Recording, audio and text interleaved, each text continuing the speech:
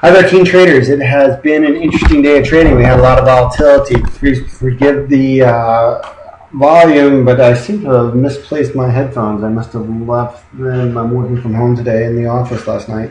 Let's take a look at what we have going on here. First off, let's go through the two trades that I closed out, the EURUSD and the USDJPY. Looks like the USDJPY I left about 50 pips on the table, but you know, that is what it is. Let's take a look at what we have. First off, let's go with the EURUSD trade. This trade obviously was a classic stacker, and we had harmonic backup on it, and it just broke higher. This pair just wants to go higher, and in slow markets, the euro seems to always go higher.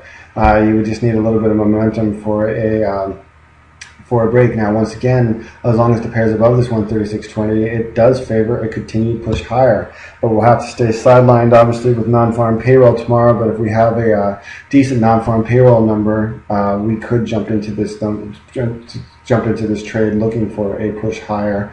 Not a decent. If we have the non-farm payroll number doesn't have a major effect, we could just see a drift back down towards 136.20, and that could be our chance to go higher. I've been very disappointed in the trading in this pair lately, just because it's been dull. We've this candle kind of screwed everything up right here, this large candle, and we just basically had moving back and forth. But the last two trades haven't worked out well. Not big losses, but it's still disappointing. Then we'll look at the USDJPY trade. This trade was I could have definitely remained in the USDJPY. I just wanted to take the profits ahead of non-farm payroll. That was basically my bias there. And I honestly didn't expect it to obviously continue to jump higher. But if we look on the 15-minute chart, I believe I sold right about here at 102.20, and we did drift around for a while from that point before we had the larger drawdown. But now the pair, if anybody's still in this trade, is at significant support at 101. Between 101.70 and 101.50. This is definitely a resistance zone, and I think there's a good chance that we get a bounce here, and we could get a bounce that is going to see a significant push higher, maybe even a break above this level towards the 103.50. I will have to keep an eye on that, and I will definitely keep you guys posted on exactly how I'm going to play that. If we look at the so all in all, those two trades are only 55 pips, not bad. And in these stacker trades, I have a tendency to use larger lot sizes because it's not, as in scalping, where you're just, the whims of the market can take you out with news. These trades should make it through news and so forth. So you have a little bit more flexibility to use larger trading size. The Great Britain USD, you can see that this pair may be getting ready to roll over, which I thought it was going to do for a while here. But we need this close below the 163.30. Actually, probably need a close below this 162.30 level, because this is the support and resistance zone. If we can peek our head below that, then we could be pushing back down lower. But the fundamentals do favor push higher in this pair. But I'm not really going to pay attention to that. But it would be nice to get into this trade and looking for a push back down lower, where we could test the bottom of this range at the 157.50 level. The Swiss franc, once again, this pair is just pushing lower, and we could have actually. There were actionable trades here, I guess, on this short here. This trend line has been the nemesis of me getting into this trade. And actually, it looks like a lot, but the pair is only down 100 pips.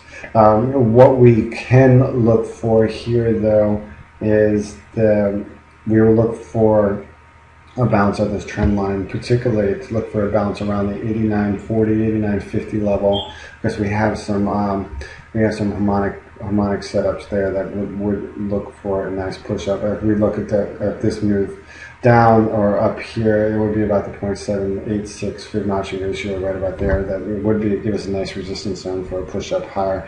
But we're probably not going to get any of that with non-farm payrolls heading out tonight. If we look at the New Zealand USD, we're still sitting right here on this trend line, so we'll have to keep an eye on that. And the JPY pairs are definitely rolling over now, so we're looking for chances to go short in these pairs. Now the EURJPY is sitting right here at this trend line. You can see there's not a very much actionable in these trades. The 1, 2, 3, 4 last 4 days.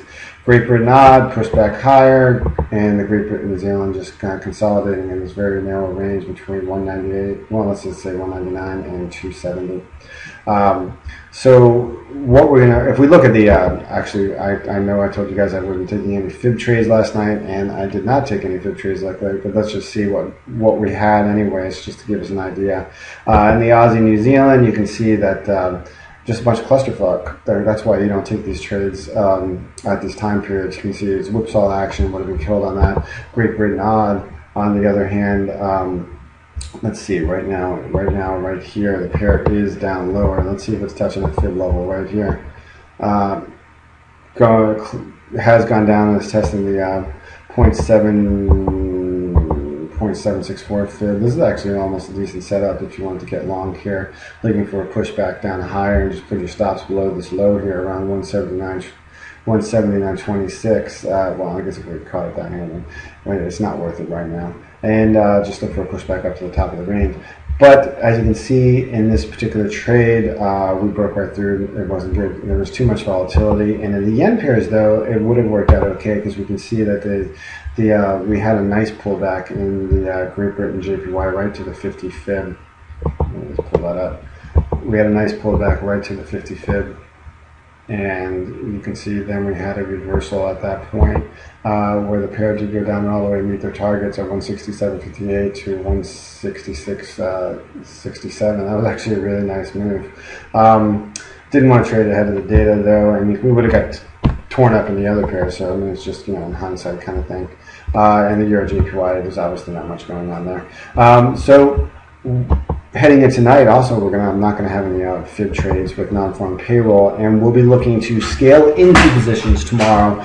Scaling into, hopefully, we're going to look for a setup in the Great Britain USD, setup in the EURUSD, and the odd Swiss franc, and looking to scale into those positions. We'll be much more active next week in the 50 fib setups.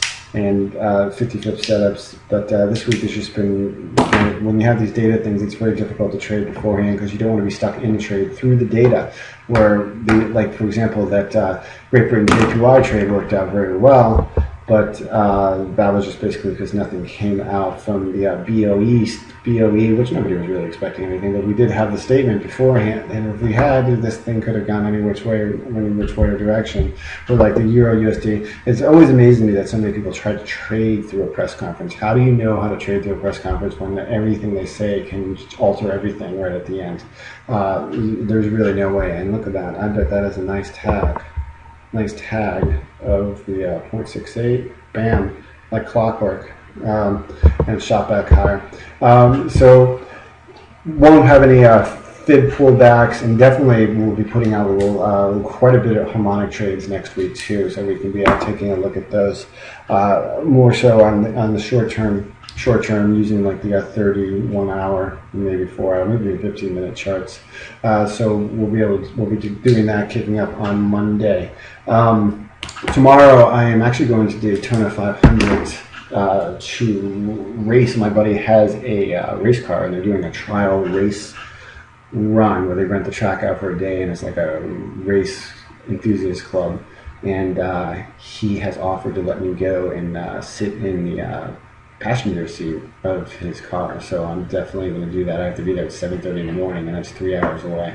But I will be keeping a look on the markets, but we'll be trading mobile, so we actually 100% won't have any short-term scalps, but I'm definitely going to be looking to get into these larger positions. All right, everybody, have a great weekend, and I will keep in touch tomorrow after non-farm payroll, or probably a little bit before non-farm payroll. Have a great weekend. See you guys. Adios.